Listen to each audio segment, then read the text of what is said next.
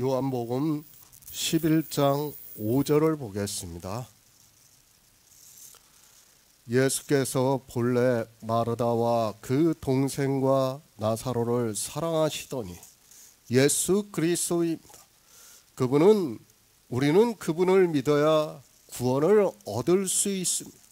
그저 예수 그리스도의 이름을 성경에서 아는 것으로 그분을 믿는다고 하지 마시기 바랍니다. 그리고 교회 안에서 여러 가지로 나타내는 행위를 하면서 그것을 표적으로 보면서 자기가 믿음이 있다고 하지 마시기 바랍니다. 그런 것은 믿음이 아닙니다. 주님께서 나를 사랑하셔야 합니다.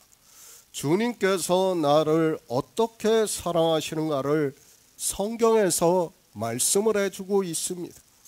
그런 말씀을 알고 있어야 하는데 이 시대 이방인들은 그저 성경의 문자를 보고 종교 안에 있는 것으로 자기들이 사랑을 받고 있다고 말을 하고 있습니다. 마리아입니다. 그리고 마르다입니다. 그들은 이미 주님으로부터 복음을 들은 사람들입니다. 그리고 주님께서 사랑을 하신다는 것은 그들이 구원을 받았다는 것을 말씀을 하고 있습니다. 우리가 누가복음을 보아서도 알고 있지만 이미 그들은 주님의 말씀을 들었고 영접을 했다고 말씀을 하고 있습니다. 베다니입니다. 우리나라로 하면 달동네라고 할 수 있는 곳으로 알려져 있습니다. 사실 문둥병자가 살 정도면 그 동네가 어떠한 동네라는 것을 우리가 알 수 있습니다. 주님이 오셨습니다. 내가 의인을 부르러 온 것이 아니라 죄인을 부르러 오셨다고 말씀을 하고 있습니다. 당신은 종교의 계급사회라고 해도 별로 틀리지가 않습니다. 물론 로마라는 강대국에 의해서 유럽 전체가 지배를 받고 있었지만 로마는 그 나라의 모든 것을 인정을 해줬고 다만 세금을 받았던 것으로 우리가 알고 있습니다. 유대인들입니다. 그런 가운데서 그들은 그 안에서 종교적인 계급이 정해져 있다고 해도 틀리지 않습니다. 예루살렘 성전이 있었지만 누구나 와서 예배를 하고 제사를 드릴 수 있는 것이 아니라는 것을 우리가 성경을 통해서도 충분히 알 수 있습니다. 율법주의입니다. 더구나 율법에서 정해져 있습니다. 쉽게 말씀을 드리면 문둥병이 든 자는 예루살렘 성전에 가서 하나님을 믿는 행위를 할 수 없습니다.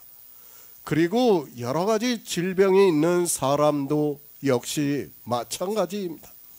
그리고 창기의 번동과 개 같은 자의 소득은 가증하다고 말씀을 하면서 여호와의 전에 가져오지 말라고 말씀을 하고 있습니다. 그들은 나름대로 다 율법을 해석했습니다. 그래서 사마리아 사람들 같은 경우에는 예루살렘에 가고 싶어도 갈 수 없었다는 것을 주님과 사마리아 여인과의 예배에서도 우리가 알 수 있었습니다. 마찬가지입니다. 마리아와 마르다 그리고 나사로의 집은 가난하고 그들이 하는 일이 무엇인지는 잘 모르겠지만 율법을 지킬 수 없는, 그러니까 죄인으로 정죄가 되었던 사람들이었던 것 같습니다. 유대인들입니다. 같은 유대인들이라 해도 이렇게 그들은 하나님을 믿는 것까지도 방해를 하고 있었던 것을 알 수 있습니다. 그런 그들이 사마리아 여인의 말을 들어도 얼마나 예루살렘 성전을 사모하고 있었는가를 우리가 쉽게 알 수 있습니다. 마찬가지입니다. 이들도 율법을 지킬 수 없는 처지에 있었던 사람이었다고 생각을 하고 있습니다. 그러나 유대인들은 누구나 다 하나님을 믿고 싶어하고 있고 사모하는 마음을 가지고 있었다는 것을 사마리아 여인을 통해서도 충분히 알 수 있습니다. 죄인입니다. 주님께서는 죄인을 부르러 이 세상에 오셨습니다. 그러니까 하나님을 믿고 싶어도 믿을 수 없는 처지에 있어서 율법을 지킬 수 없는 사람들이 당시 사회에 많이 있었던 것으로 생각이 됩니다. 그런 그들은 주님의 소식을 듣고 당연히 주님의 말씀을 듣고 믿어 영접을 했던 것으로 성경에 기록이 되어 있습니다. 나다나엘입니다. 그 사람은 성경을 보고 하나님께 지혜를 구하여서 율법을 스스로가 지키지 않은 사람이라고 할 수 있습니다.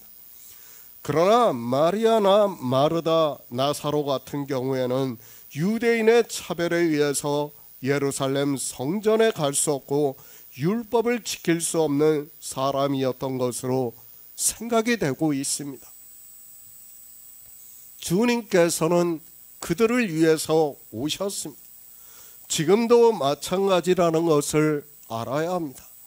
율법을 지키는 자는 그가 아무리 교회 안에서 예수 그리스도를 믿는다고 하면서 주여 주여 하고 있을지라도 그들은 부자가 되어 있고 그리고 악한 행위를 하고 있다는 것을 깨달아야 합니다. 그러나 성경에서 이 악인에 대해서 정말 많이 말씀을 하고 있지만 성경을 보면서도 인생들은 악인이 누군가를 전혀 깨닫지를 못하고 있습니다. 주님의 말씀을 들었습니다. 그리고 그들은 주님을 영접을 했다고 말씀을 하고 있습니다. 그런데 나사로가 병이 들었다고 듣고 있습니다. 그 말을 듣고 주님께서는 이 병은 죽을 병이 아니라고 말씀을 하고 있습니다. 실제로는 죽을 병이라서 나사로는 육체적으로는 죽었습니다. 그러나 주님께서는 이 병을 육체의 병을 비유로 해서 영적인 일을 말씀을 하고 있습니다. 육체의 병입니다. 반드시 죽습니다. 그러나 우리 구원을 받은 성도입니다. 우리가 지금은 진리로 인도함을 받고 예수 그리스도를 믿어서 영생을 얻은 자로 살아가고 있습니다. 그러나 우리도 종교 안에 있을 때는 병든 자로 살았습니다. 아니, 나사로는 당시 바리새인들에게 죄인이었습니다. 나사로의 병입니다. 그 병을 통해서 하나님의 영광이 드러난다고 주님께서 말씀을 하고 있습니다. 육체의 병이 들었다면 나사로는 반드시 죽어야 합니다. 그러나 이 병은 육체의 병이 아니라 영적인 병이기 때문에 주님께서 이 병을 통해서 하나님의 영광이 드러난다고 말씀을 하고 있습니다. 나사로의 육체의 병입니다. 그 병을 비유로 해서 우리 인생들의 영적인 병을 말씀을 하고 있습니다. 우리는 주님께서 창세전에 예정을 하시고 사랑을 받은 자라 해도, 그래서 생명을 얻은 자라 해도 병이 들 수밖에 없다는 것을 말씀하고 있고, 그래서 주님께서는 나사로의 병을, 이 병은 죽을 병이 아니라고 하면서 하나님의 아들로 이를 인하여 영광을 얻게 하려 함이라고 말씀을 하고 있습니다. 이사야 선지자입니다. 내가 나를 위하며 내가 나를 위하여 이를 이룰 것이라. 어찌 내 이름을 욕되게 하리요. 내 영광을 다른 자에게 주지 아니하리라고 말씀을 하고 있습니다. 그러니까 하나님께서는 태초에 천지를 창조하실 때부터 우리 인생들에게 생명을 얻게 하심으로 해서 하나님 나라를 이루시는 것을 말씀을 하고 있고, 이사야 선지자의 말씀이 응하는 것을 가르쳐주고 있는 말씀입니다. 그것을 보여주시는 사건입니다. 하나님께서는 우리 양들을 어떻게 구원해 주시는가를 이 나사로를 통해서 보여주시고 있다는 것을 알아야 합니다. 그러니까 하나님의 영광이 무엇인가 하면 우리 인생들에게 생명을 얻게 하고 하나님 나라를 이루시는 것이 하나님의 영광이라는 말씀. 이 영광을 누구를 위해서 하시는가 하면 나를 위해서 하신다고 말씀하고 있어요. 그러니까 지금 주님께서 요한복음 11장에서 나사로를 살리시면서 누구를 위해서 한다고 말씀합니까? 하나님의 아들의 영광을 위하여 이 일을 이루신다고 지금 우리에게 가르쳐주는 말씀입니다. 그런데도 사람들은 이런 말씀을 보면서도 깨닫지를 못하고 있습니다. 저희를 주신 내 아버지는 만유보다 크심에 아무도 아버지 손에서 빼앗을 자가 없다고 말씀을 하고 있습니다. 우리가 얻는 태초에 있는 생명에 대해서 말씀을 하고 있습니다. 새 번역을 보겠습니다. 예수께서는 마르다와 그의 자매와 나사로를 사랑하셨다. 성경을 알아야 합니다. 성경의 문자를 아는 것은 이 세상 초등학문이라는 것을 말씀을 하고 있습니다. 그러니까 쉽게 말을 해서 초등학생도 알 수 있는 것이라는 말씀을 하고 있습니다. 이 세상에서 지적인 능력이 있으면 누구나 성경을 보고 그 문자는 쉽게 알 수 있습니다. 성경은 영의 일입니다. 그런데 사람들은 이 영의 일을 알기 위해서 하나님께 지혜를 구하거나 성령을 구할 생각도 하지 않고 자기들이 지성으로 알고 있는 것을 마치 성령을 받은 것으로 그리고 하나님으로부터 지혜를 받은 것으로 생각을 하고 있습니다. 그런 그들입니다. 어떻게 하고 있습니까? 교회에서 예배를 할 생각은 하지 않고 병자를 고치겠다고 하고 있습니다. 특히 이 시대 병자들이 교회를 다니고 싶어하는 것을 볼 수 있습니다. 그들이 하는 간증이라는 것을 듣고 자기도 신의 힘을 빌어 병을 고쳐서 오래 살고 싶은 마음에 죽은 사람도 다시 살리시는 분이다 보니까 내 병 정도는 아무것도 아니라고 생각을 하면서 교회에 나가서 예수 그리스도를 믿는다고 하면서 호소를 하고 있습니다. 이것이 인생의 생각이에요. 인생은 누구나 같아요.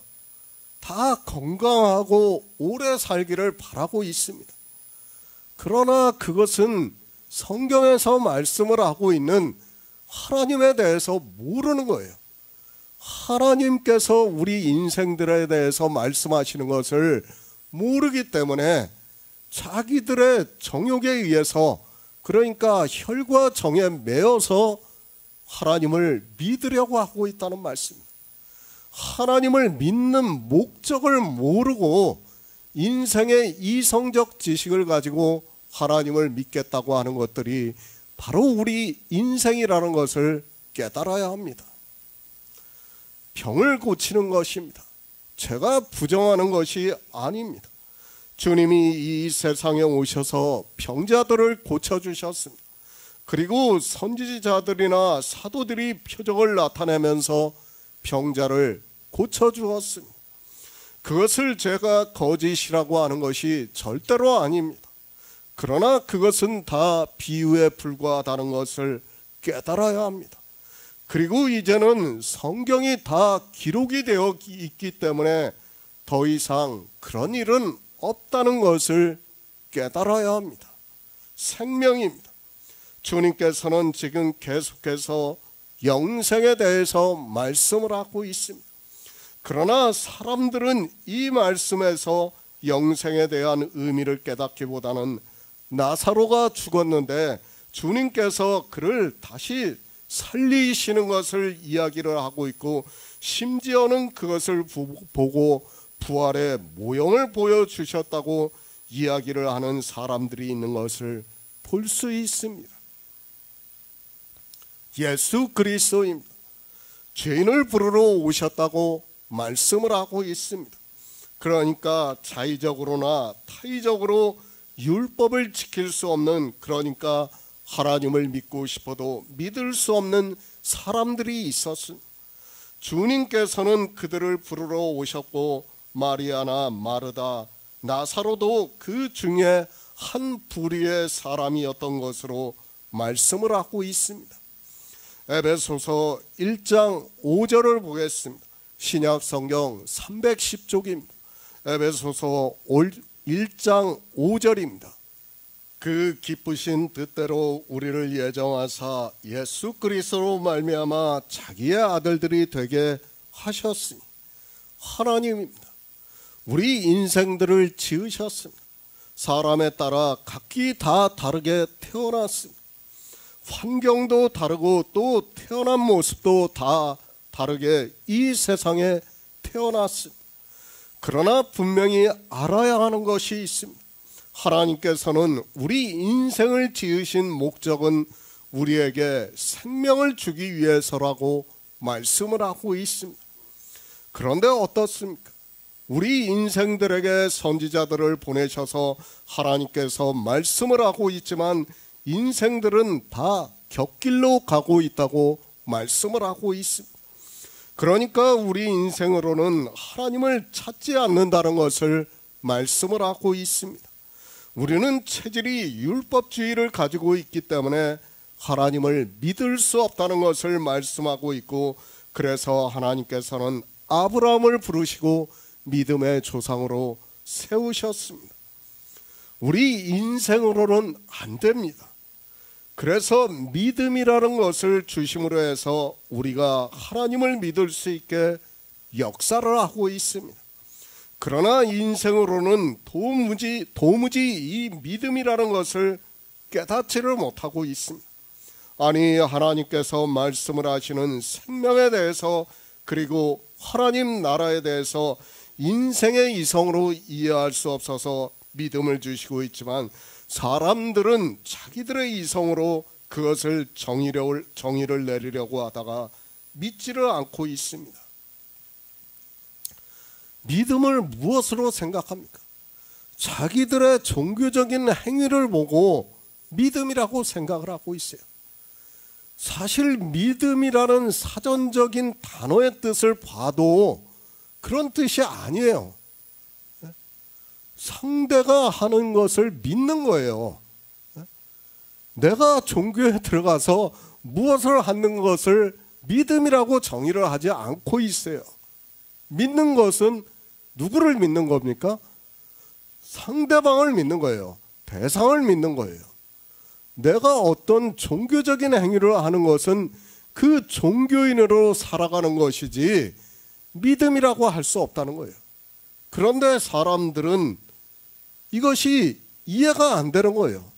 이게 이해가 안 되다 보니까 자기들이 마치 종교 안에서 그런 행위를 하는 것을 보고 믿음이 있는 것으로 생각을 하고 있습니다.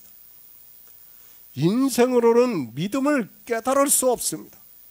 하나님께서는 그것을 이스라엘을 통해서 예표로 우리 이방인들에게 보여주셨습니다. 그런데 이방인들 역시 자기들이 꽤나 지적인 능력이 있는 것으로 생각을 하고 있고, 이스라엘도 하지 않은 하나님을 자기들이 정의를 내리려고 하다 보니까 삼위일체라는 것까지 만들고 말았습니다. 이것이 인생이라는 것을 알아야 합니다. 그리고 그들은 종교가 되었습니다. 성경을 보고 하나님에 대한 열심이 더 강해지면서 그들은 자기들의 본성에 따라 율법을 지키고 있습니다. 그런 그들을 사도 요한은 어두움에 있다고 말씀을 하고 있지만 어느 누구도 이 어두움에서 벗어나지를 못하고 있습니다. 하나님의 주권입니다. 인생들 스스로는 하나님을 믿을 수 없습니다. 성경에서 예수 그리스도를 증거를 받을 수 없습니다. 그렇다고 해서 그들이 율법을 지켜서 의롭다 함을 받을 수도 없습니다. 그런 인생들을 구원하기 위해서 예수 그리스도께서 이 세상에 오셨다는 것을 말씀을 하고 있습니다. 그래도 믿지를 않고 있습니다. 그런 그들을 구원하시고자 하는 하나님의 뜻으로 창세전에 예수 그리스도 안에서 우리를 택하사 우리로 사랑 안에서 그 앞에 거룩하고 흠이 없게 하시려고 그 기쁘신 뜻대로 우리를 예정하사 예수 그리스도로 말미암아 자기 아들들이 되게 하셨다고 말씀을 하고 있습니다. 본래입니다. 물론 헬라어로는 그 뜻이 없습니다. 그러나 한글 개역 성경으로는 번역이 되어 있습니다. 에베소서의 말씀을 기억하고 방언의 은사를 받은 사람이 이렇게 번역을 하지 않았나 싶습니다. 늘 말씀을 하지만 교만하지 마시고 방언의 은사를 받아 성경을 번역한 사람을 신뢰하고 성경을 보시기 바랍니다. 제가 늘 말씀을 드리죠. 우리 한글이 그 언어의 다양성과 풍부성이 굉장히 좋다는 것을 늘 말씀을 드리고 있습니다. 헬라어에는 이 본래라는 단어가 없어요. 그런데 한글 개역 성경으로 번역할 때는 본래라는 단어를 넣었어요. 이 본래가 넣고 안 넣고는 굉장히 큰 차이가 있어요. 이 사랑을 깨닫는 데 있어서는 너무도 큰 차이가 있는데도 사람들은 자기들이 아는 헬라어를 생각하면서 한글 개역 성경을 무시하고 있습니다. 저는 정말 제가 늘 말씀을 드리지만 사람들이 너무 교만해요. 하나님께서 그래도 처음 성경을 우리나라 언어로 번역을 할 때는 그래도 가장 뛰어난 사람을 세우신 거예요. 그 사람을 세우셔가지고 성경을 번역하게 하시고 우리 한 사람이라도 더 하나님을 믿을 수 있게 우리 언어로 맞게 번역을 한 거예요. 그런데 사람들이 깨닫지를 못하는 거예요. 그 하나님의 뜻을 깨닫지 못하고 아니 선지자나 방언의 은사를 받은 사람들을 신뢰하지 못하니까 자기들의 지식을 자랑하다가 다 망하는 길로 가고 있다는 것을 우리가 바로 깨달아야 합니다. 본래 어떤 사물이 전해져 내려온 그 처음 시작을 이야기를 하고 있습니다. 그러니까 예수께서 본래 마르다와 그 동생과 나사로를 사랑하셨다는 말씀은 에베소서의 말씀과 같이 창세전에 예수 그리스도 안에서 마르다와 마리아 그리고 나사로를 택하셨다는 것을 말씀을 하고 있습니다. 그 인생입니까? 그것이 아니라 그들 안에 있는 생명을 말씀을 하고 있습니다. 창세전에 그 생명을 택하셨다는 것을 말씀을 하고 있습니다. 이미 하나님께서는 하늘의 무별들을 지으셨습니다. 그 별들을 보고 아브라함에게 내 자손이 이와 같으리라고 말씀을 하고 있습니다. 내 자손이 누구입니까? 지금 있는 이스라엘을 말씀하고 있습니까? 그것이 아니라 이스라엘이 다 이스라엘이 아니라고 사도 바울이 말씀하고 있습니다. 그 육체를 말씀하는 것이 아니라 마르다와 그 동생과 나사로의 안에 있는 예수의 생명을 본래 주님께서 사랑하셨다는 것을 말씀을 하고 있습니다. 하나님 본래 하늘의 무별들을 사랑하셨습니다. 태초에 천지를 창조하실 때부터 하나님께서는 그들을 사랑하셨다는 것을 말씀을 하고 있습니다. 우리 안에 예수의 생명이 있습니다.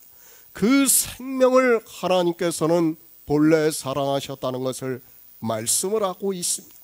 그러니까 태초에 천지를 창조하실 때부터 그 생명을 사랑하셨다는 것을 말씀을 하는 것입니다.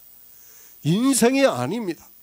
지금 나사로와 마르다와 마리아 그 육체를 말씀하는 것이 아니라 그 안에 생명이 있는 것을 지금 말씀하면서 우리 언어로 번역을 할 때 본래 주님께서 마르다와 그 동생과 나사로를 사랑하셨다는 것을 말씀하는 겁니다. 그런 의미에서 이 본래라는 단어는 비록 헬라어에는 없지만은 한글 개역 성경에 집어넣었다는 것은 너무도 중요한 말씀이라고 저는 느끼고 있어요. 그런데 사람들은 이런 말씀들을 깨닫지를 못하니까, 생명에 대해서 깨닫지 못하니까 뭐라고 합니까? 번역이 엉터리로 번역이 됐다고 이야기를 하고 있습니다. 아니에요. 자기들이 그 알량한 헬라어 히브리어를 아는 지식을 가지고 교만해져 있는 겁니다. 실상은 하나님께서는 우리나라 사람들이 가장 하나님의 은혜를 깨달을 수 있는 그 은사자를 택해서 번역을 하게 했다는 것을 알아야 됩니다. 정말 저는 이런 말씀을 볼 때마다 우리 한글 개역 성경이 정말 잘 번역이 되었다는 것을 깨닫고 있습니다. 그런데 사람들은 이런 말씀을 보면서도 자기들의 지식을 자랑하고 있습니다.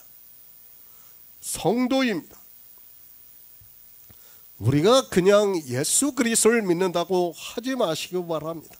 우리가 이성적 지혜가 남들보다 뛰어나서 이 시대에 예수 그리스도를 믿는다고 하지 마시기 바랍니다. 우리는 다 알 수 없지만 하나님께서는 태초의 천지를 창조하실 때부터 그리스도 안에서 우리를 택하사 자기의 아들들이 되게 하셨다고 말씀을 하고 있습니다. 놀라운 일입니다.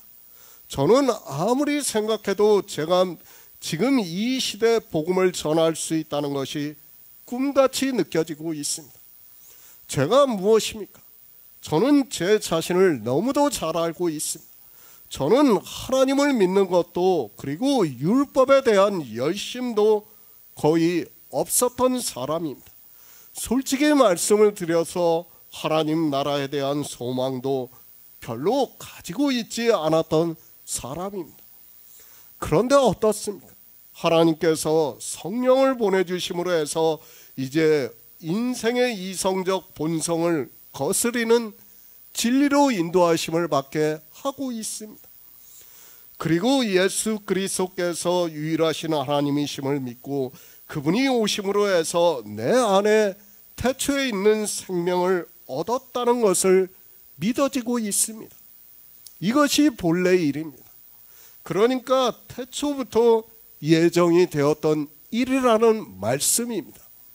그리스도 예수 안에서 우리를 택하사 우리로 사랑 안에서 그 앞에 거룩하고 흠이 없게 하시려고 그 기쁘신 뜻대로 우리를 예정하사 예수 그리스도로 말미암아 자기의 아들들이 되게 하셨다고 말씀을 하고 있습니다. 하나님께서 하셨습니다. 그러니까 태초부터 하나님께서는 이 계획을 하시고 지금 이 시대를 살아가고 있는 우리 성도들에게 생명을 얻게 하고 있다는 말씀을 하고 있습니다. 왜 사랑하셨습니까? 그들은 죄인이기 때문에 사랑을 하셨다는 말씀. 이 세상의 도덕적인 죄인을 말씀하는 것이 아니라 당시 종교인들에 의해서 그들은 율법을 지키고 싶어도 지킬 수 없는 처지에 있었고 하나님을 믿고 싶어도 믿을 수 없었기 때문에 그런 죄인인 그들을 사랑하셨다고 말씀을 하고 있습니다. 죄인입니다. 성경에서 말씀을 하는 죄인을 바로 아시기 바랍니다. 율법을 지키지 못하는 자를 죄인이라고 말씀을 하고 있습니다. 물론 율법을 지키는 자도 죄인이라고 말씀하고 있습니다. 우리는 성경을 볼 때 정말 이런 단어를 보면서 이게 무슨 말씀인가를 깨닫고 와야 돼요. 똑같은 단어예요. 헬라어로도 똑같이 쓰이고 있지만은 하나는 율법을 지키지 못하는 죄인이고 하나는 율법을 지키는 죄인이라는 것을 알고 성경을 보아야 됩니다.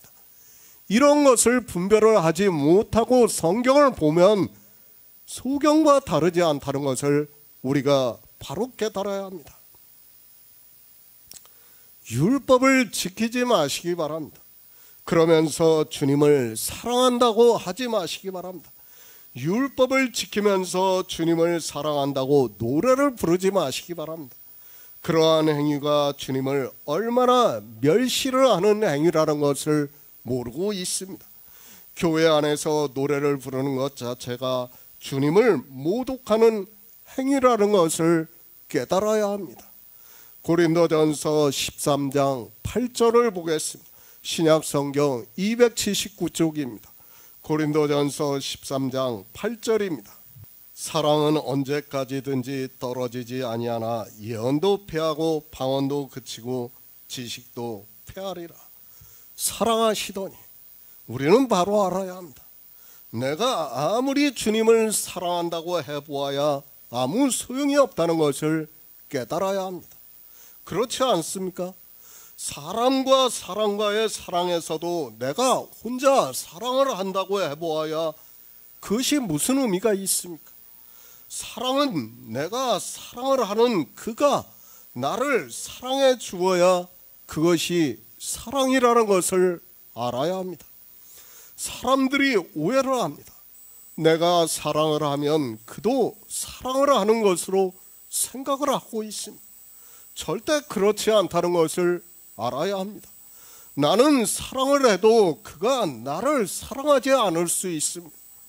이 세상에서 가장 불행한 자는 나를 사랑한다고 평생을 살았는데 그가 사랑하지 않는다면 그는 비록 자기가 사랑을 느끼면서 살았다 해도 가장 불행한 사람이라는 것을 알아야 합니다. 교회 안에 있는 사람들이 그들이 노래를 부르고 있습니다. 주님 사랑해요. 정말 눈물을 흘려가면서 감정에 복받쳐서 노래를 부르고 있는 것을 볼 수 있습니다. 그러나 우리는 바로 알아야 합니다. 그것은 내가 혼자서 사랑을 한다고 하는 것이지 주님과는 아무 상관이 없다는 것을 알아야 합니다. 그렇지 않습니까? 그것은 내가 혼자서 하는 행위입니다. 노래를 부르면서 눈물을 흘리면서 내 감정에 치우쳐서 하고 있는 행위라는 것을 알아야 합니다. 그렇게 한다고 해서 주님께서 나를 사랑한다고 할 수 있습니까?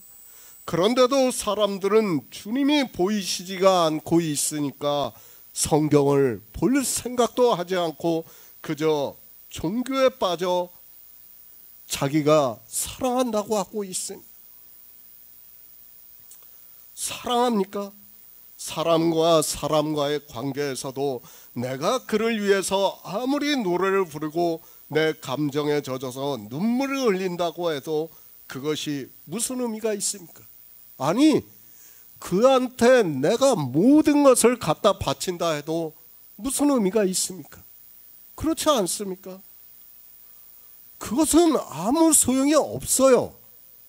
내가 정말 마음을 다 주고 내가 그가 필요한 모든 것을 다 해준다고 해도 사랑이 아니에요. 그건 뭡니까? 스토커예요, 스토커. 사랑이라고 할 수가 없어요. 예? 그렇지 않습니까? 지금 종교 안에서 주님한테 뭐라고 하는 겁니까? 스토커 짓을 하는 거예요. 예? 자기네들은 사랑한다고 하지만 하나님께서 뭐라고 말씀하십니까? 내가 제사와 번제를 기뻐하시지 않는다고 했어요. 너희의 무수한 재물이 나에게 무슨 유익이 되느냐고 말씀하고 있어요. 그들은 하나님을 사랑한다고 하면서 그걸 다 하고 있지 않습니까? 그런데 하나님이 내가 그것을 너무 싫어한다고 말씀을 하고 있어요. 뭐예요? 이 세상에 지금 우리 사회에서 문제가 되는 스토커 짓을 하는 거예요. 그것을 하나님을 상대로 하면서도 자기들이 무슨 짓을 하고 있는지를 깨닫지를 못하고 있습니다. 성경을 왜 봅니까? 내가 아무리 하나님을 사랑한다고 하면 뭐합니까? 내가 하는 행위가 어떠한 것이라는 것을 깨닫지를 못한다고 하면 그는 가장 불행한 사람이라는 것을 알아야 됩니다. 여기서 말씀하는 사랑입니다. 그것은 양들로 생명을 얻게 하는 것을 말씀을 하고 있습니다. 그러니까 구원을 받아 하나님 나라에 들어가는 성도를 주님께서는 사랑하시니라고 말씀을 하고 있습니다. 그런데 생명에 대해서도 모르고 주님이 오신 목적도 모르고 믿지도 않는 그들이 주님을 사랑한다고 하면서 종교 안에서 온갖 행위를 하는 것은 세상 말로 스토커 짓을 하는 것과 똑같다는 것을 우리가 바로 알아야 합니다. 주님이 말씀합니다. 바리새인들에게 너희는 내 양이 아니라고 말씀을 하고 있습니다. 주님의 양도 아닌 바리새인들을, 그리고 율법주의에 빠져있는 유대인들을 주님께서 사랑하십니까? 절대 그렇지 않다는 것을 알아야 합니다. 주님께서 뭐라고 말씀합니까? 내가 너희를 도무지 모른다고 말씀을 하고 있지 않습니까? 그런데도 자기들은 주님을 안다고 주님한테 온갖 것을 다 하겠다고 하고 있고, 자기들의 이성으로 하나님께서 우리에게 말씀하시는 거, 원하는 것은 모르고 자기 이성으로 성경을 보면서 자기들이 옳다고 생각하는 것으로 하나님께 하고 있어요. 그러니까 하나님은 우리한테 뭐를 하라고 하고 있어요? 생명을 얻으라고 말씀을 하고 있어요. 예수 믿어서. 그런데 인생들은 어떻게 하고 있습니까? 자기들의 이성적 지식으로 옳은 것을, 그러니까 철학적 개념으로 성선설, 성악설을 생각하면서 옳은 것으로 하나님께 하겠다고 하는 거예요. 그러니까 하나님께서는 그것이 너무 싫다는 것을 선지자를 통해서 말씀을 하고 있지만 깨닫지를 못하는 것이 인생들이라는 것을 바로 알아야 합니다. 고린도전서 13장에서 말씀하는 사랑입니다. 이 말씀도 사람들이 너무도 오해를 하고 있습니다. 아니, 이 시대 이방인들은 성경을 거의 거꾸로 보고 있습니다. 고린도전서 13장은 주님의 사랑을 받는 것을 말씀을 하고 있는데, 사람들은 자기들이 사랑을 하는 것으로 생각을 하고 있습니다. 은사입니다. 12장 마지막 절입니다. 너희는 더욱 큰 은사를 사모하라. 내가 또한 제일 좋은 길을 너희에게 보이시리라고 말씀을 하고 있습니다. 사도 바울이 12장에서 은사에 대해서 말씀을 했습니다. 그러나 그런 은사를 다 행한다 해도 주님으로부터 사랑을 받지 못한다면 아무것도 아니라는 것을 13장을 통해서 가르쳐주고 있습니다. 제일 좋은 은사입니다. 예수 그리스도께서 나를 사랑해 주시는 것입니다. 내가 주님을 위해서 무엇을 하는 게 아니에요. 내가 복음을 전한다고 아무리 세상에서 이상한 짓을 해봐야 소용이 없어요. 설령 내가 진리를 안다고 해도 지금 사도 바울은 그것은 아무것도 아니라고 말씀하고 있지 않습니까? 뭐예요? 주님한테도 사랑을 받아야 된다는 거예요. 근데 인생들은 어떻게 생각합니까? 하나님이 싫어하는 것을 자기들이 굳이 하나님께서 받으시라고 하면서 행위를 하고 있다는 거예요. 그러면서 하나님이 자기들을 사랑한다고 하고 생각을 하고 있어요. 전혀 동상이몽을 하고 있는 거예요. 하나님의 생각과 인생들의 생각이 이렇게 다른데도 자기들은 마치 그렇게 하면 하나님이 자기를 사랑하시는 것으로 착각을 하는 거예요. 그러면서 어떻게 합니까? 주님 사랑해요 하면서 노래를 부르고 있습니다. 주님께서 그 사람을 사랑하십니까? 그 노래 역시 율법의 행위라는 것을 알아야 합니다.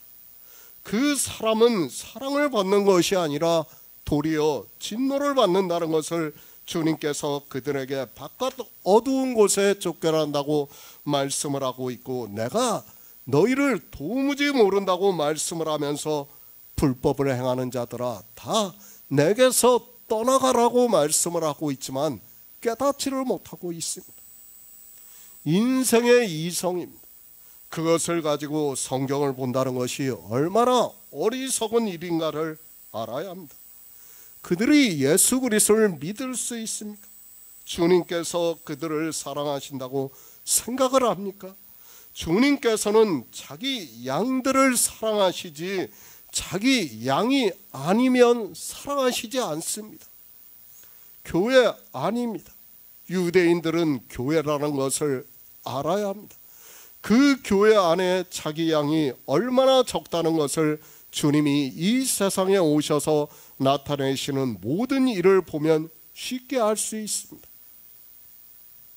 그 유대인들이 지금 이 시대 이방인들의 예표가 되고 경계가 되고 있지만 유대인들은 그렇게 해서도 자기들은 다르다고 생각을 하고 있습니다. 착각하지 마시기 바랍니다. 유대인들도 다 자기들이 하나님으로부터 사랑을 받는다고 생각을 하면서 살았습니다. 아니 그렇게 믿고 살았다는 것을 알아야 합니다. 그런 그들이 이 시대 이방인들보다 비교할 수 없을 정도로 하나님을 사랑을 하면서 살았다는 것을 알아야 합니다. 표면적 유대인입니다. 표면적 예수 그리스도를 믿는 사람입니다. 그런 것은 아무 의미가 없다는 것을 깨달아야 합니다. 성경에서 우리에게 다 가르쳐주고 있지만 이 표면적이라는 말씀의 의미를 전혀 모르고 있습니다. 사람들이 볼 때는 예수 그리스도를 믿는 사람으로 보인다는 말씀입니다. 그런데 주님께서 어떻게 말씀합니까? 거듭남에 대해서 말씀을 하고 있습니다. 그러니까 하나님께로서 난 자에 대해서 말씀을 하고 있습니다. 그러면서 그들을 어떻게 말씀하고 있는가 하면 바람이 임의로 불 때 어디서 와서 어디로 가는지 알지 못하나니 성령으로 난 사람은 다 이러하다고 말씀을 하고 있습니다. 이 시대도 마찬가지입니다. 우리는 성경을 무시해서는 안 됩니다. 더구나 주님의 말씀이라는 것을 알아야 합니다. 반드시 성령으로 난 사람은 그러니까 주님의 양이 되어 생명을 얻은 사람이 있다는 것을 말씀을 하고 있습니다. 이 시대 표면적인 사람들입니까? 그들이 예수 그리스도를 믿는 사람들입니까? 그들이 주님의 사랑을 받고 있는 사람들이라고 할 수 있습니까? 내가 온 것은 양들로 생명을 얻게 하기 위해 오셨고 그 생명을 얻은 양들을 사랑하신다고 말씀을 하고 있는데 성령이 오시지 않아서 깨달을 수 있는 지혜가 없습니다. 성경을 왜 봅니까? 내 마음대로 생각을 하면서 무엇하러 성경을 봅니까? 주님께서 말씀을 하시는 것을 무시를 하면서 성경을 보는 이유가 무엇입니까? 주님께서는 분명하게 당신이 사랑하시는 자가 누군가를 성경을 통해서 가르쳐주고 있지만 그저 사랑이라는 단어를 보고 주님이 마르다와 그 동생과 나사로를 사랑하셨다고 하니까 자기들도 사랑을 하시는 것으로 생각을 하고 있습니다. 얼마나 어리석은 생각입니까? 하나님을 믿는다고 하는 유대인들에게 너희는 내 양이 아니라고 말씀을 하고 있습니다. 그들이 왜 주님의 양이 될 수 없는가 하면 어두움에 다니고 있기 때문에 주님의 양이 될 수 없다고 말씀을 하고 있습니다. 그들은 나면서부터 소경이기 때문에 그리고 죄를 범하고 있고 죄의 종으로 살아가고 있어서 주님의 양이 아니라고 말씀을 하고 있습니다. 율법을 지키고 있습니다. 단 한 가지라도 율법을 지키고 있는 사람은 주님의 양이 될 수 없다는 것을 깨달아야 합니다. 그런데 이방의 종교는 교리로 만들어 놓고서 율법을 지키고 있습니다. 주일이라는 날에 온갖 율법을 지키면서도 그것이 율법의 행위라는 것을 어느 누구도 깨닫지를 못하고 있습니다. 주님의 사랑을 받아야 합니다. 내가 아무리 주님을 사랑한다고 해보아야 아무 소용이 없다는 것을 알아야 합니다.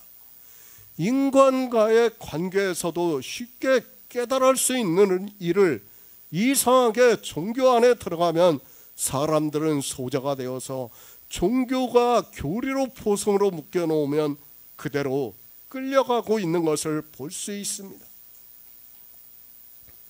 생명입니다. 육체의 생명이라고 해도 이렇게 하지 않습니다. 그런데 영의 생명을 너무 쉽게 생각하고 있습니다. 아니, 이방인들 역시 이 영의 생명에 대해서 전혀 모르고 있습니다. 양들이 얻는 생명이 무슨 생명인지도 모르고 그저 헬라어를 조금 안다고 하는 것으로 생명을 이야기를 하고 있습니다. 고린도전서 13장입니다. 사도 바울이 우리에게 사랑을 하라고 하는 말씀이 아닙니다. 주님께서 나를 사랑하셔야 한다는 것을 말씀을 하고 있습니다. 그것을 더 큰 은사라고 말씀을 하고 있고 우리에게 제일 좋은 길을 보여주신다고 말씀을 하고 있습니다. 그러나 사람들은 교회 안에서 이 사랑장을 외우고 있지만 주님으로부터 받는 사랑을 생각하는 것이 아니라 자기가 사랑을 하려고 하고 있습니다. 종교인이 되지 마시기 바랍니다. 그들은 주님의 양이 아니라고 말씀을 하고 있습니다. 그러나 당시 유대인들 중에서도 종교에 들어갈 수 없는 사람들이 있었습니다. 주님께서는 그들에게 내가 의인을 부르러 온 것이 아니라 죄인을 부르러 오셨다고 말씀을 하고 있습니다. 다시 말씀을 하지만 사랑은 내가 하는 게 아니에요. 정말 우리가 바로 깨달아야 돼요. 내가 어떻게 피조물이 창조주를 사랑할 수 있습니까? 안 돼요. 물론 인간과 인간과의 관계에서는 어느 정도 사랑을 나타낼 수 있어요. 그러나 피조물이 창조주를 사랑한다는 것은 있을 수 없어요. 할 수도 없는 일이고 해서도 안 되는 일이에요. 그런데 종교 안에 있는 사람들은 자기들의 이성적 생각으로 마치 창조주를 사랑할 수 있는 것으로 생각을 하고 있습니다. 그것이 얼마나 어리석은 일인가를 깨닫지를 못하고 있습니다. 요한복음 11장 6절을 보겠습니다. 나사로가 병들었다 함을 들으시고 그 계시던 곳에 이틀을 더 유하시고. 새 번역을 보겠습니다. 그런데 예수께서는 나사로가 앓는다는 말씀을 들으시고도 계시던 그곳에 이틀이나 더 머무르셨다. 나사로입니다. 주님이 사랑하시더니 라고 사도 요한은 말씀하고 있습니다. 단순히 사랑한다는 말씀이 아니라 그들에게 영생을 주셨다는 것을 말씀을 하고 있습니다. 우리가 누가복음을 보아서도 알겠지만 마리아에게 내 믿음이 너를 구원하였으니 평안히 가라고 말씀을 하고 있습니다. 누가복음입니다. 10장에서 주님께서 베다니로 가시는 중에 마르다가 주님을 영접하여 자기 집으로 모시는 것을 말씀을 하고 있습니다. 베다니는 다시 말씀드리지만 지금으로 하면 가장 못 사는 사람들이 살아가고 있는 곳이라는 것을 알아야 합니다. 당시 유대 사회입니다. 종교가 되었다는 것을 깨달아야 합니다. 그들은 로마의 지배를 받으면서도 또 자기 백성들을 구별을 했던 것을 알 수 있습니다. 로마가 종교의 자유를 인정을 해주다 보니까 종교인들이 거의 모든 권력을 가지고 있고 사회에서 막강한 영향력을 행사했던 것을 알 수 있습니다. 유대교입니다. 그들은 거대한 종교를 만들었습니다. 그리고 그들의 교리에 따라 모든 것을 행했다는 것을 알 수 있습니다. 그 종교가 사라졌는가 하면 그것이 아니라 지금 이 시대까지 유대교가 존재하고 있고 그들의 교리에 따라 하나님을 믿는다고 하고 있습니다. 종교라는 것이 그렇습니다. 주님이 이 세상에 오셨을 때 종교 안에서도 가장 차별이 심할 때가 아닌가 싶습니다. 그런 유대인들에 의해서 사마리아 사람들은 예루살렘 성전에 오는 것을 상상도 하지 못했습니다. 그리고 같은 유대인들이라 해도 종교인들에 의해서 죄인으로 정죄가 되면 그들도 역시 예루살렘 성전에 들어갈 수 없었고 하나님을 믿고 싶어도 믿을 수 없었습니다. 그런 때입니다. 주님께서 이 세상에 오셨습니다. 그리고 그 종교인들에게 주님께서 책망을 하고 있습니다. 그러다 보니까 당시 종교에 의해서 외면을 받고 있던 사람들은 예수 그리스도를 믿었고 주님을 영접하고 주님의 말씀을 들었다는 것을 알 수 있습니다. 그러니까 당시 바리새인들은 완전 종교에 묶여 있었습니다. 그리고 그들로부터 배척을 받던 사람들은 주님께서 천국 복음을 전파하시니까 따라갈 수밖에 없었던 거예요. 하나님을 믿고 싶었던 사람들에게서는 당연히 주님이 소망이 될 수밖에 없었다는 것을 가르쳐주는 말씀입니다. 그것을 주님께서 이 세상에 오셔서 그대로 행하셨다는 것을 우리에게 가르쳐주고 있습니다. 가난한 자입니다.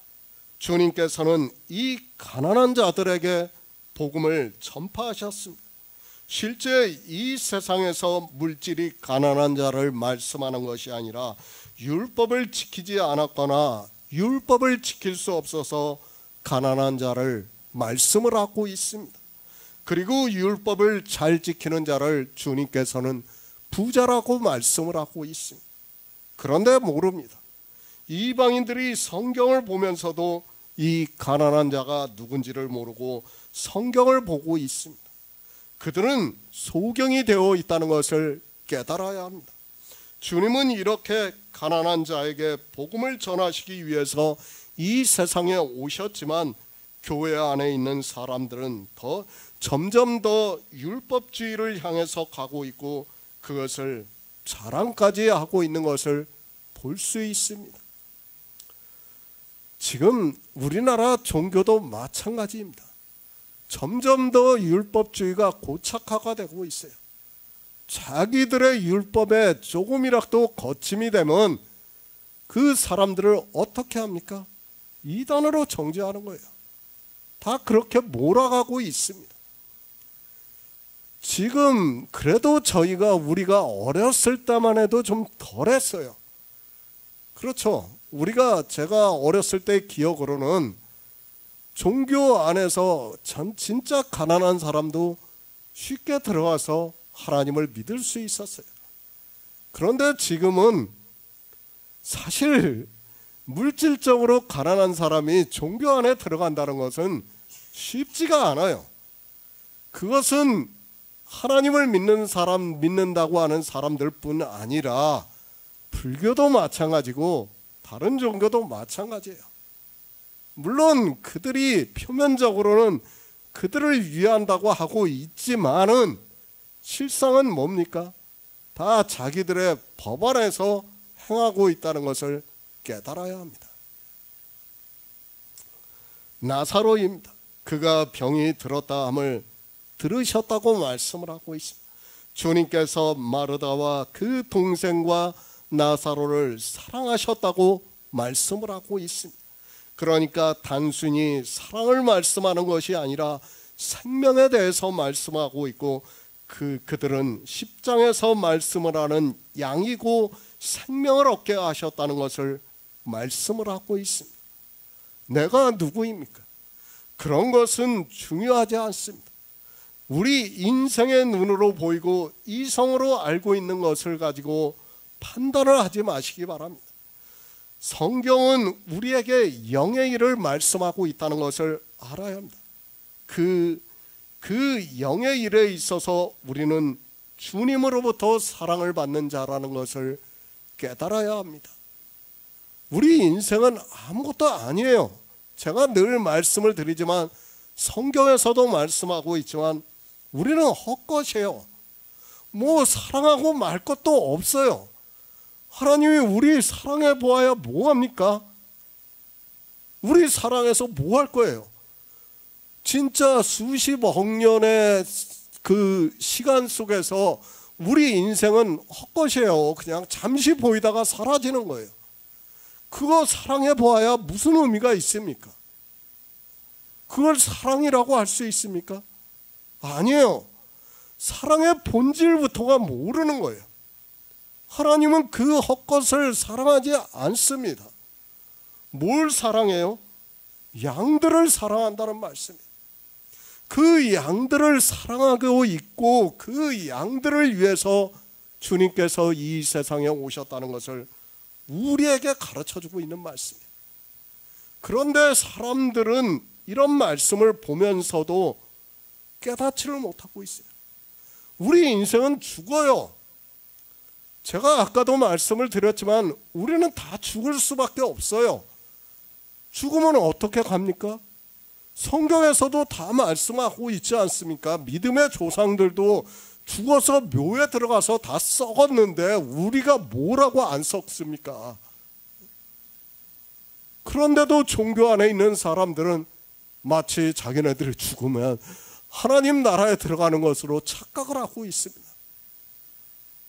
성경에서 누가 그렇게 말씀하고 있습니까? 종교의 상상의 결과물입니다. 나사로가 죽습니다. 그런데 주님께서는 죽을 병이 아니라고 말씀을 하고 있습니다. 왜 죽을 병이 아니라고 말씀하고 있는가 하면 그는 비록 실제 죽지만 이 병을 통해서 우리의 영의 일을 가르쳐 주는 거예요. 그러니까 나사로가 육적으로는 율법을 지키지 못하는 병에 들었어요. 우리 인생은 다 그 병에 들었단 말씀. 그런데 그 병은 죽을 병이 아니라는 말씀. 왜? 주님께서 생명을 주시기 때문에 주님의 양이기 때문에 사랑하시기 때문에 죽을 병이 아니라는 것을 가르쳐 주는 말씀이에요. 그런데도 사람들은 이런 말씀을 보면서도 깨닫지를 못하고 있습니다. 그저 병만을 생각하고 있습니다. 병이라는 단어만 보고 있습니다. 고린도전서 11장 30절을 보겠습니다. 신약성경 277쪽입니다. 고린도전서 11장 30절입니다. 이러므로 너희 중에 약한 자와 병든 자가 많고 잠자는 자도 적지 아니하니. 병입니다. 우리는 병에 대해서 바로 알아야 합니다. 성경은 우리 인생이 육체적으로 앓고 있는 병에 대해서 말씀하고 있지 않다는 것을 깨달아야 합니다. 물론 영의 일을 비유로 해서 실제 병든 사람의 사건이 성경에 많이 기록되어 있다는 것을 부인하지 않습니다. 그러나 예표입니다. 그것은 하나의 비유라는 것을 알아야 합니다. 우리가 9장에서도 보았지만 나면서부터 소경인 사람도 예표라는 것을 알고 있습니다. 그 소경은 우리 인생 전체를 영적으로 비유로 해서 말씀하고 있고 주님께서 눈을 뜨게 해주시고 밝은 눈으로 볼 수 있게 해주셔야 우리가 예수 그리스도를 영접할 수 있다는 것을 말씀하고 있습니다. 나사로의 병도 마찬가지입니다. 사람들은 성경을 보면서 나사로가 병이 든 것만을 생각을 하고 있습니다. 그러나 그것은 물론 실제 육체의 병이 들었다는 것은 부인하지 않지만 영적으로 병이 든 것을 비유로 해서 말씀을 하고 있습니다. 그래서 주님께서는 나사로가 죽었지만 이 병은 죽을 병이 아니라고 말씀을 하고 있습니다. 병입니다. 우리가 헬라어를 보더라도 실제 병을 의미를 하고 있고 약한 것을 의미를 하고 있고 마음이 약한 것을 의미를 하고도 합니다. 지금 주님께서는 생명에 대해서 말씀하고 있습니다. 어느 생명에 대해서 말씀하고 있는가 하면 영의 생명에 대해서 말씀을 하고 있습니다. 나사로의 병입니다. 갑자기 육체의 병을 말씀을 합니까? 사도 요한이 그 사건을 기록했다고 생각을 하지 마시기 바랍니다. 육체의 병이 아니라 지금 나사로는 성경에 문자적으로 기록이 되어 있지 않지만 누가복음에서 말씀하는 병자이고 영적으로 병이 들었다고 말씀을 하고 있습니다. 고린도전서 11장입니다.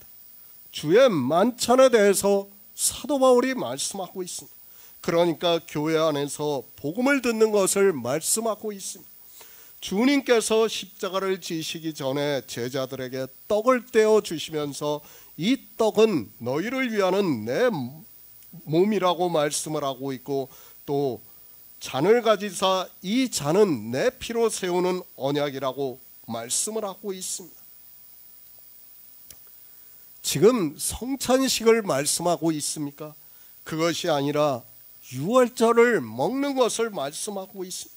그러니까 사도 바울이 앞에서 말씀하는 것과 같이 우리가 명절을 지키되 묵은 누룩도 말고 괴악하고 악독한 누룩도 말고 오직 순전함과 진실함에 누룩 없는 떡으로 하자고 말씀을 하고 있습니다. 이렇게 복음을 듣고 있습니다. 그러나 교회 안에서 복음을 듣는다고 해서 다 믿는 것이 아니라는 것을 말씀하고 있습니다. 우리가 이제까지 그리스도 편지를 보아서도 알겠지만 성경에서도 또 사도 바울이 복음을 전했을 때 대적을 했던 사람들을 다 말씀을 하고 있습니다. 지금 그 병에 대해서 말씀하는 거예요. 그러니까 복음을 전하고 있지만 듣고 있어요. 다 듣고 있지만 병이 들었다는 거예요. 잠자는 자도 있다는 거예요. 그러니까 어두움에 있고 병이 들었다는 것은 다 무엇을 의미합니까? 율법주의에 빠져 있다는 것을 의미하는 거예요. 복음을 듣고 있으면서도 성령이 오시지 않으니까 그렇게 하고 있다는 거예요.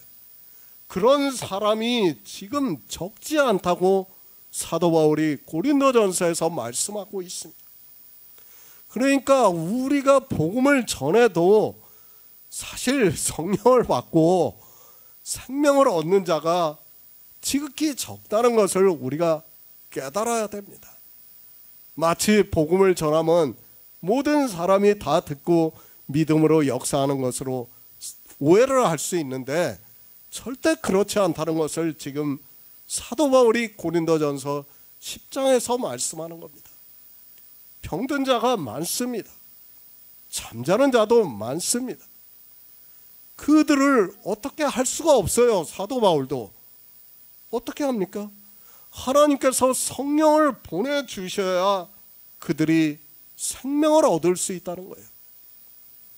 아무리 내가 사도 바울이 복음을 전한다 해도 하나님께서 성령을 보내주시지 않으면 그들은 지금 나사로와 같이 병든 자로 살 수밖에 없다는 거예요. 그 병든 자가 죽지만 지금 나사로를 통해서 그 병든 자를 어떻게 구원해 주시는가를 주님이 이 세상에 오셔서 우리 병든 자를 다시 살리신다는 것을 말씀을 하고 있습니다. 병든 자는 뭡니까? 다 죽은 자예요. 그건 사는 사람이라고 할 수 없어요. 잠자는 자도 다 죽은 자예요. 예수의 생명이 성령이 오셔서 예수의 생명이 없는 사람은 다 병든 자고 다 죽은 자예요. 그 죽은 자를 누가 살리시겠다는 거예요? 주님이 오셔서 살리시겠다는 거예요. 그런데 그것을 영적으로 보는 것이 아니라 육적으로 보고 있습니다. 사람들은 생각을 하고 있습니다. 이 성경을 보면서 생명에 대해서 말씀을 하니까 태어났다가 죽었다 다시 태어날 수 있는 것으로 생각을 하고 있습니다. 절대 그렇지 않다는 것을 알아야 합니다. 생명은 태어나면 그것으로 끝입니다. 육체의 생명은 한 번 죽는 것이 정해졌다고 성경에서 말씀하고 있습니다. 그러나 영의 생명입니다. 절대 그럴 수 없다는 것을 주님께서 말씀을 하고 있습니다. 그런데도 이 생명을 모르는 사람들이 마치 죽었다 살았다 할 수 있는 것과 같이 이야기를 하고 있습니다. 한마디로 생명에 대해서 아무것도 모르는 무지한 사람들이라는 것을 알아야 합니다. 그러니까 고린도전서 10장에서는 사도 바울이 우리에게 분명히 가르쳐 주는 거예요. 복음을 듣고 있지만 그 안에도 병들거나 잠자는 자들이 많다는 거예요. 그것을 인정을 해야 돼요, 우리가. 그러나 하나님께서, 주님께서 사랑하시는 자는 그가 비록 병들어서 죽는다 해도 살리신다는 거예요. 왜? 주님의 양이기 때문에, 주님께서 사랑하시기 때문에 그들은 살리시겠다는 것을 말씀하는 겁니다. 그것이 바로 하나님의 아들의 영광이라는 것을 지금 요한복음 11장에서 우리들에게 가르쳐주는 말씀이에요. 정말 놀라운 것을 말씀하고 있지만 이 생명에 대해서 깨닫지를 못하면 성경을 아무리 봐도 그저 주님이 오셔서 이 세상에 오셔서 뭐 병자를 고치고 소경의 눈을 뜨게 하고 그리고 죽은 나사로를 살리고 하는 것으로밖에 성경이 안 보여요. 그러나 성경은 그것을 말씀하는 것이 아니라 무엇을 말씀합니까? 우리의 생명에 대해서 말씀하고 있다는 것을 지금 가르쳐주고 있습니다. 그러니까 주님이 오신 목적에 대해서 우리는 바로 깨달아야 합니다. 창조하신 목적이 뭡니까? 하나님 나라에 들어가는 거예요. 안식을 이루시는 거예요. 그 안식을 이루시기 위해서 주님이 오셔서 우리 양들을 사랑하셔가지고 생명을 얻게 하신다는 말씀이에요. 그것을 모르고 성경을 아무리 보아야 무슨 소용이 있냐는 거예요. 그런데도 사람들은 자기들이 성경을 보고 그저 문자로 알고 있는 것으로 알고 있다고 생각하고 있습니다. 요한복음 11장 7절을 보겠습니다. 그 후에 제자들에게 이르시되 유대로 다시 가자 하시니, 새 번역을 보겠습니다. 그리고 나서 제자들에게 다시 유대 지방으로 가자 하고 말씀하셨다. 나사로의 병입니다. 나사로는 실제 병이 들었습니다. 그리고 죽었다는 것을 우리가 성경을 보면 알 수 있습니다. 그러나 주님께서 그를 다시 살리시는 것을 말씀하고 있습니다. 이 모든 일은 영의 일이라는 것을 알아야 합니다. 그는 주님의 양이기 때문에 생명을 주기 위해서 다시 살리시고 있습니다. 사랑하십니다. 베다니에 사는 마르다와 그 동생과 나사로를 사랑하셨다고 말씀을 하고 있습니다. 그렇게 사랑을 하는 사람들만이 나사로가 병이 들었다는 말씀을 사람들에게서 전해 듣고서도 주님께서는 이틀을 더 유하셨다고 말씀을 하고 있습니다. 왜 이틀을 더 유하셨는가 하면 하나님의 영광을 드러내기 위해서고 또 하나님의 아들로 이를 인하여 영광을 얻게 하려 함이라고 말씀을 하고 있습니다. 우리가 지난 시간에 이사야 선지자의 말씀을 보았죠. 바로 그 영광을 위해서 지금 나사로를 죽게 하셨다는 거예요. 그리고 나서 이제 다시 살리신다는 말씀입니다. 성경은 비유입니다. 그 문자를 보고 그 말씀을 알려고 해서는 절대로 알 수 없다는 것을 깨달아야 합니다. 그 비유를 알려면 반드시 진리의 성령이 오심으로 해서 우리가 깨달을 수 있다는 것을 알아야 합니다. 그리고 주님의 말씀과 같이 하나님의 아들로 인하여 영광을 얻는 일을 믿을 수 있다는 말씀입니다. 쇼가 아닙니다. 주님께서는 지금 유대인들에게 그리고 우리에게 쇼를 나타내 보이시기 위해서 나사로가 병이 들었다는 말씀을 듣고 그가 죽기를 기다리시면서 이틀을 더 유대에 거하셨다고 생각을 하지 마시기 바랍니다. 지금 이 말씀은 영의 일을 말씀하는 거예요. 뭐 하나님의 아들로 오셔서 죽은 사람을 살리는 그것을 뭐 이벤트를 하기 위해서 지금 이 말씀을 하는 것이 아니에요. 우리 나사로를 통해서 우리 인생들이 다 이렇게 영적으로 병이 들어서 죽는다는 것을 말씀하고 있습니다. 그것을 주님께서 오셔서 살리신다는 것을 가르쳐주는 말씀이에요. 그것이 10장에서 뭡니까? 주님이 오신 목적에 대해서 우리에게 말씀을 하고 있지 않습니까? 그리고 주님의 양들은 영원히 멸망치 아니하고 또 저희를 주님의 손에서 빼앗을 수 없다고 말씀을 하고 있습니다. 예수 그리스도입니다. 그분은 우리가 믿는 유일하신 하나님입니다. 그 하나님께서는 만유보다 크심에 아무도 아버지 손에서 이 생명을 빼앗을 수 없다는 것을 우리에게 보여주시기 위해서 지금 나사로가 육체의 병이 들어서 죽는 것을 비유로 해서 가르쳐주고 있는 말씀입니다. 주님이 오신 목적을 알아야 합니다. 죽은 자를 살리심으로 해서 이 세상의 영광을 얻으시기 위해서 오셨다고 생각을 하지 마시기 바랍니다. 주님께서는 우리 육체의 생명에는 아무 상관도 하지 않는다는 것을 말씀을 하고 있습니다. 만약에 이 나사로의 육체의 병을 살리시는 것이 목적이라면 주님께서 초기 교회의 수많은 사람들이 죽임을 당한 자들을 죽게 하지 않았다는 것을 알아야 합니다. 그렇지 않습니까? 이때는 이렇게 하고 저 때는 저렇게 한다면 우리는 하나님을 믿고 싶어도 믿을 수 없습니다. 나사로는 육체의 병이 들어서 죽는 것을 살려주시고 있고 초기 교회 성도들은 로마에 의해서 무참하게 죽는데도 그냥 죽게 하셨다면 어떻게 믿을 수 있습니까? 그렇죠. 성경은 제가 늘 말씀을 드리고 있지만 일관성이 있어야 돼요. 일관성이, 우리가 믿음이라는 것은 일관성이 무너지면 믿을 수가 없어요. 그런데 누구는 살려주고 누구는 죽게 한다고 그러면 어떻게 믿을 수 있습니까? 그것은 믿을 수가 없어요. 그러나 지금 이 모든 일들은 무엇을 비유로 하는 거예요? 영의 생명을 비유로 하기 때문에 우리는 다 일관성을 가지고 성경을 볼 수 있다는 거예요. 진리로 인도함을 받는 사람만이 일관성을 가질 수 있어요.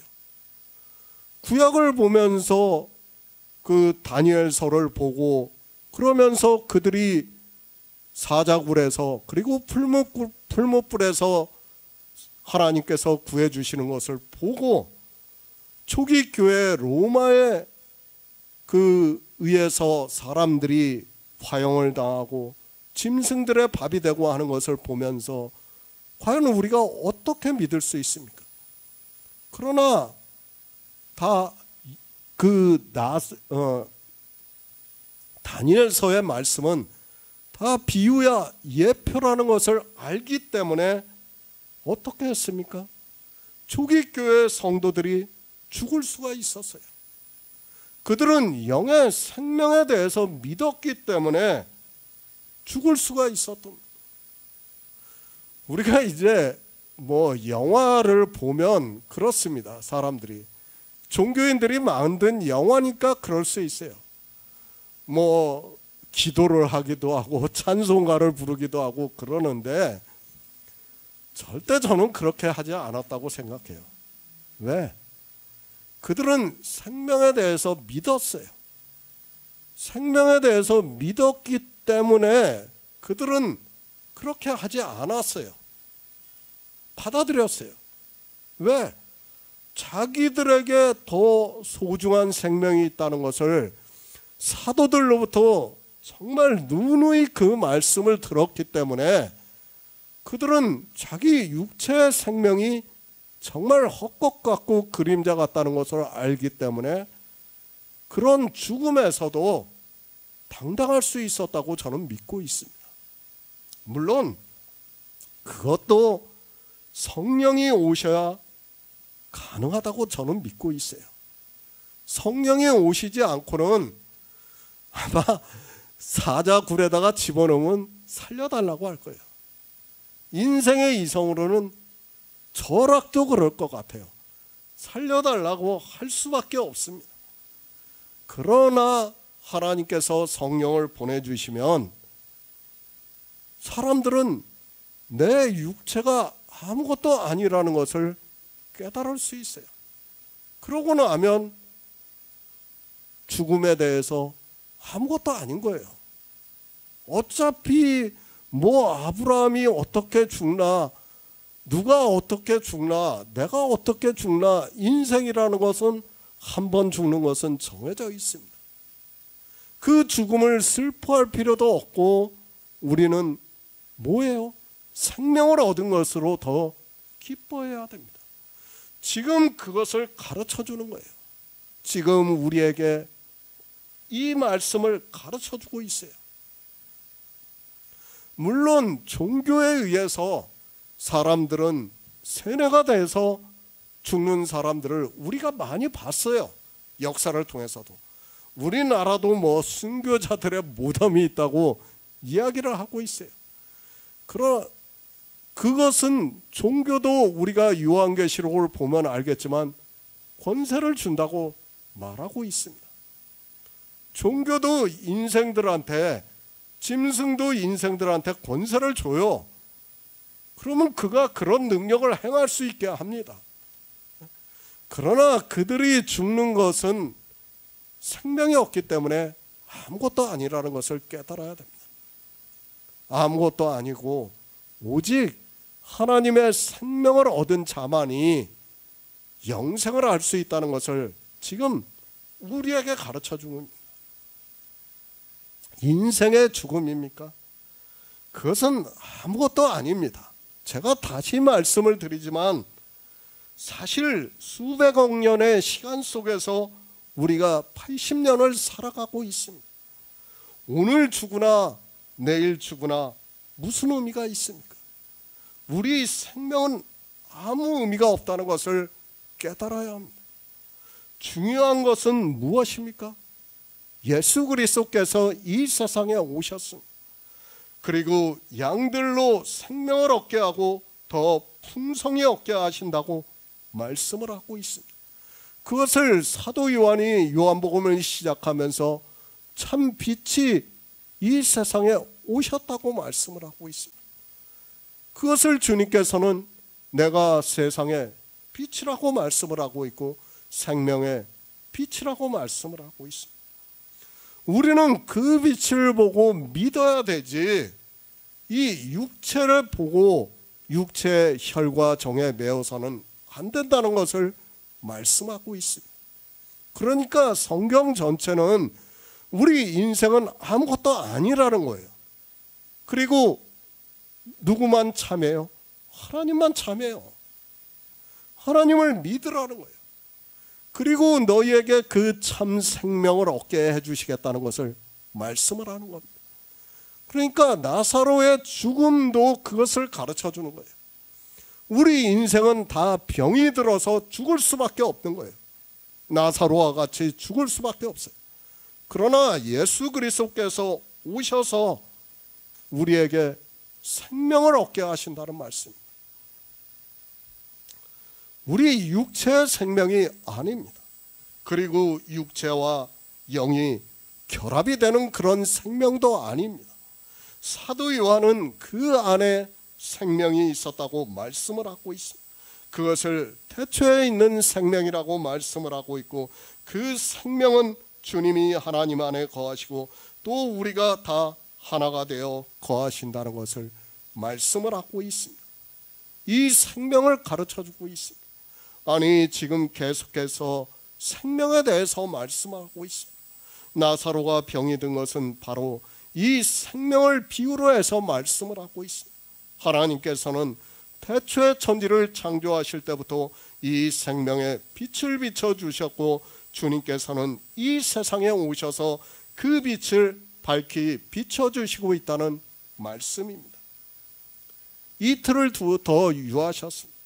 그리고 이제 주님께서는 나사로가 죽은 것을 아시고 나서 유대로 가자고 제자들에게 말씀을 하고 있습니다. 나사로가 병이 들어서 죽었습니다. 그러나 그를 다시 살리시기 위해서 유대로 가자고 말씀을 하고 있습니다. 제자들은 주님께서 하시는 말씀을 전혀 깨닫지를 못하고 있습니다. 유대입니다. 우리가 이스라엘 지도를 보면 알 수 있습니다. 갈릴리와 유대는 좀 상당한 거리가 있는 것으로 알고 있습니다. 저도 정확히는 모르겠지만 아마 유대까지 가는 데는 상당한 시간이 걸리는 것으로 알고 있습니다. 그러니까 주님이 지금 나사로가 죽은 것을 아시고 가는데 그 나사로를 살리실 때 뭐라고 말합니까? 말하다가 벌써 무덤에 넣은 지가 며칠이 되어가지고 썩은 냄새가 난다고 말을 하고, 그러니까 며칠이 걸렸다는 것을 말씀하고 있습니다. 베다니 마을입니다. 예루살렘 동쪽으로 3km 떨어진 곳으로 감람산으로 올라가는 비탈진 곳이라고 전해지고 있습니다. 이 감람산에 주님께서 이 세상에 임하실 것을 스가랴 선지자가 예언을 하고 있고 그 말씀이 응하고 있다는 것을 깨달으면서 성경을 보아야 합니다. 스가랴 선지자입니다. 그날에 그의 발이 예루살렘 앞 곧 동편 감람산에 서실 것이요 감람산은 그 한가운데가 동서로 갈라져 매우 큰 골짜기가 되어서 산 절반은 북으로 절반은 남으로 옮기고 그 산 골짜기는 아셀까지 미칠지라. 너희가 그 산 골짜기로 도망하되 유다 왕 우시야 때에 지진을 피하여 도망하던 것 같이 하리라. 나의 하나님 여호와께서 임하실 것이요 모든 거룩한 자가 주와 함께 하리라고 말씀을 하고 있습니다. 지금 스가랴 선지자가 무슨 말씀을 합니까? 나의 하나님이 임하실 것이라고 말씀하고 있어요. 어디예요? 감람산이에요. 감람산이 어디입니까? 베다니 마을이에요. 지금 주님께서 임하신다는 것을 스가랴 선지자가 말씀을 하고 있고 지금 실제 주님께서 오셔가지고 병든 나사로를 살려주시고 있지 않습니까? 그런데 이런 말씀을 보면서도 성경 말씀이 응하고 있다는 것도 깨닫지를 못하고 있어요. 왜 그렇습니까? 다 삼위일체라는 교리 때문에 그렇다는 것을 알아야 됩니다. 사실은 지금 11장을 말씀하면서 이 말씀이 인용이 돼야 되는데 인용을 할 수가 없어요. 왜? 하나님은 하나님이고 예수 그리스도는 예수 그리스도니까 자기들의 이성적 지식으로는 인용하고 싶어도 인용할 수 없는 거예요. 지금 그 말씀이 응한다는 것을 보여주시고 있는 사건인데 깨달을 수 있는 지혜가 없는 겁니다. 요한복음 11장 8절을 보겠습니다. 제자들이 말하되 랍비여 방금도 유대인들이 돌로 치려 하였는데 또 그리로 가시려 하나이까. 새 번역을 보겠습니다. 제자들이 예수께 말하였다. 선생님, 방금도 유대 사람들이 선생님을 돌로 치려 하였는데 다시 그리로 가시려 하십니까? 생명입니다. 우리 육체의 생명이 아니라 영의 생명에 대해서 말씀하고 있다는 것을 바로 깨달아야 합니다. 그러나 사람들은 성경을 보면서도 이 생명에 대해서 전혀 모르고 있습니다. 아니 마치 니고데모가 주님의 말씀을 듣기 전에는 이 생명에 대해서 전혀 몰랐던 것 같이 이 시대의 종교인들이 그렇다는 것을 알아야 합니다. 11장의 말씀입니다. 전혀 다른 말씀을 사도 요한이 기록했다고 생각을 하지 마시기 바랍니다. 지금 10장의 말씀을 연결해서 말씀을 하고 있고 그것을 설명하기 위해서 유대인들의 영적인 상태를 말씀하면서 나사로가 병이 든 것을 비유로 해서 말씀을 하고 있습니다. 우리 인생은 다 영적으로 병이 들어서 죽어야 한다는 것을 말씀하고 있습니다. 성경의 문자를 아는 것입니까? 그런 것을 아는 것으로 내가 예수 그리스도를 믿는다고 하지 마시기 바랍니다. 성경은 창세기부터 요한계시록까지 우리 인생들에게 하나님께서 명령을 하고 있습니다. 그것을 주님께서는 나는 그의 명령이 영생인 줄 안다고 말씀을 하고 있습니다. 생명입니다. 생명을 얻게 하기 위해서 예수 그리스도께서 이 세상에 오셨습니다. 그리고 빛으로 비춰주시고 있고 우리에게 성령을 보내주심으로 해서 그 빛을 보고 믿음으로 역사를 해서 생명을 얻는다고 말씀을 하고 있습니다. 하지만 사람들은 성경을 보면서도 무슨 말씀을 하고 있는지를 전혀 깨닫지를 못하고 있습니다. 성경을 참 이상하게 봅니다. 문장을 끊어서 보고 있습니다. 그리고 누가 제목을 붙여 놓았는지는 모르겠지만 그 제목으로 보고 있습니다. 제목이 있고 이제 다른 제목이 있으면 전혀 다른 말씀을 하고 있는 것으로 생각을 하고 있습니다. 신학자들의 열심히 사람들이 진리로 인도함을 받는데 이렇게 방해가 되고 있다는 것을 그들은 꿈에도 생각을 하지 못하고 있습니다. 성경은 그냥 기록되지 않았습니다. 우리가 하나님의 명령을 행할 수 있게 기록되었다는 것을 깨달아야 합니다.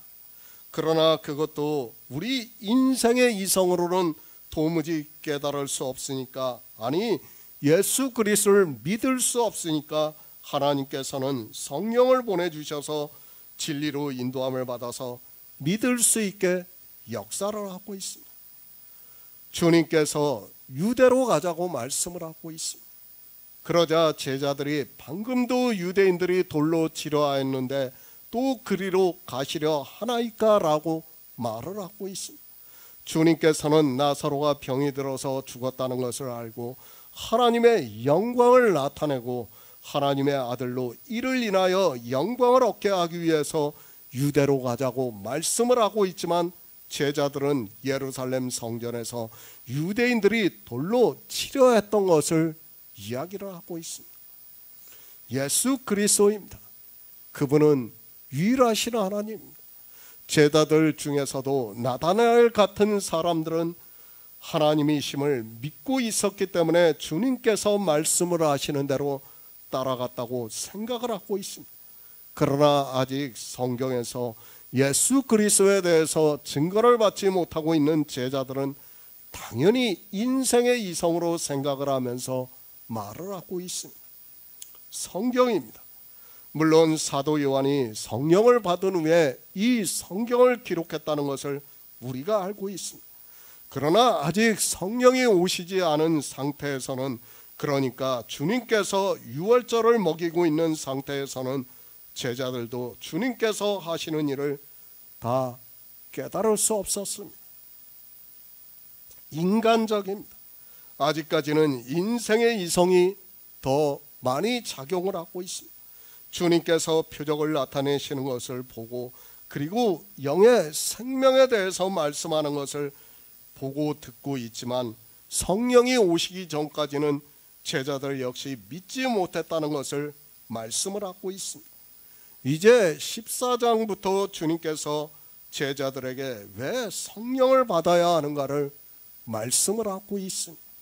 시편 72편 18절을 보겠습니다. 구약성경 854쪽입니다. 시편 72편 18절입니다. 홀로 기사를 행하시는 여호와 하나님 곧 이스라엘의 하나님을 찬송하며. 제자들입니다. 주님께서 유대로 가자고 말씀을 하시니까 방금도 유대인들이 돌로 치려 하였는데 또 그리로 가시려 하나이까 라고 말을 하고 있습니다. 그들은 주님께서 행하시는 일을 모르고 있습니다. 아직까지 성령을 받지 못해서 주님께서 행하시고자 하는 일을 깨닫지를 못하고 있습니다. 주님입니다. 그분은 우리가 믿는 유일하신 하나님입니다. 그분이 우리를 구원하시는 일을 말씀을 하고 있습니다. 시편에서는 홀로 기사를 행하시는 여호와 하나님 곧 이스라엘의 하나님을 찬송한다고 말씀하고 있습니다. 주님께서는 이 세상에 오셔서 이렇게 홀로 모든 일을 이루셨습니다. 제가 성경을 볼 때마다 늘 안타깝습니다. 이렇게 주님과 하나님이 하나이심을 믿으면 성경 말씀을 인용하기도 쉽고 우리가 예수 그리스도를 믿어 영생을 얻을 수도 있어요. 그런데 성경에서 이렇게 말씀을 하고 있는데도 마치 시편의 말씀을 보면서는 그것은 구약의 여호와 하나님, 자기들이 말하는 성부 하나님이고 이 세상에 오신 것은 성자 하나님이라고 믿으니까 서로 인용이 안 되는 거예요. 지금 시편의 말씀은 주님께서 이 세상에 오셔서 우리를 구원하시는 구속의 일을 이루시는 것을 말씀하고 있는 거예요. 물론 시편의 말씀이 이스라엘이 애굽에서 나와서 광야를 거쳐 가나안에 들어가는 것을 비유로 말씀하고 있습니다. 그러나 그것은 무엇입니까? 주님께서 이 세상에 오셔서 이루시는 일을 갖다가 비유와 예표로 말씀하는 거 아닙니까? 그런데도 사람들은 주님을 하나님으로 믿지를 않는 거예요. 이미 한번 보여주셨어요. 이스라엘을 통해서. 그러니까 애굽이라는 세상에서 광야라는 교회를 거쳐서 하나님 나라에 들어가는 것을 하나님께서 홀로 기사를 행하시는 것을 보여주셨습니다. 그 하나님께서 직접 이제 육신을 입고 오셔서 이 세상에 오셔서 그 모든 구속의 일을 이루시는 것을 주님께서 보여주시는 것이 신약의 말씀이에요. 다른 거 없어요. 그런데도 사람들은 마치 구약의 말씀 따로 신약의 말씀 따로 생각을 하고 있고 유대인들은 아예 볼 생각도 하지를 않고 있습니다. 성경을 보면 뭐합니까? 성령이 오시지 않으면 이런 말씀들을 깨달을 수 없다는 것을 알아야 됩니다. 지금 주님께서 홀로 행하시고 있지 않습니까? 하나님의 영광입니다. 우리를 구원하시는 일이 하나님의 영광이라고 말씀을 하고 있습니다. 그 영광을 드러내신다고 말씀하고 있고 하나님의 아들로 이를 인하여 영광을 얻게 하려 함이라고 말씀을 하고 있습니다. 그러나 제자들은 나사로의 일은 까맣게 잊고 주님께서 유대로 가시자고 하니까 방금도 유대인들이 돌로 치려 했는데 또 가시려 하나이까 묻고 있습니다. 홀로 행하십니다. 우리는 바로 알아야 합니다. 우리가 생명을 얻고 하나님 나라에 들어가는 모든 일을 하나님께서 홀로 행하신다고 말씀을 하고 있습니다. 실제 주님은 이 세상에 육신을 입고 오셔서 제자들과 함께 다니셨지만 제자들의 도움을 조금도 받지 않으셨습니다. 유대인들 중에서도 종교에 의해서 하나님을 믿을 수 없었던 사람들 중에서 예수 그리스도를 영접하는 사람들이 있었지만 그들에게도 도움을 받지 않았습니다. 성경은 무엇을 말씀합니까? 구약에서는 하나님께서 이스라엘을 구원하시는 것을 예표로 보여주셨습니다. 그리고 신약에서는 주님께서 이 세상에 오셔서 우리 양들에게 생명을 얻게 해가지고 하나님 나라에 들어가는 것을 말씀하고 있습니다. 그것을 누가 했다는 거예요? 하나님 홀로 하신다는 거예요. 그런데 이 시대는 삼위일체라고 말을 하고 있어요. 말장난을 하면서 삼위일체하고 삼신론하고 다르다고 얘기하지만 뭐가 다릅니까? 솔직히 그들의 말장난에 불과하다는 것을 우리가 알아야 합니다. 양태론을 이야기하고 그러지만 다 그들의 이성적 말장난에 불과하다는 것을 우리가 깨달아야 합니다. 제자들의 이성, 그들은 바로 앞에 있었던 일을 알고 있고 자기들의 눈으로 보고 보았기 때문에 그 일을 말을 하고 있습니다. 그러나 주님께서는 이 세상의 양들로 생명을 얻게 하고 더 풍성히 얻게 하기 위해서 오셨습니다. 그 일을 하나님 홀로 행하신다는 것을 시편에서 증거를 해주고 있고, 이제 신약에 와서 주님께서 그 일을 이루시는 것을 우리에게 가르쳐주고 있는 말씀입니다.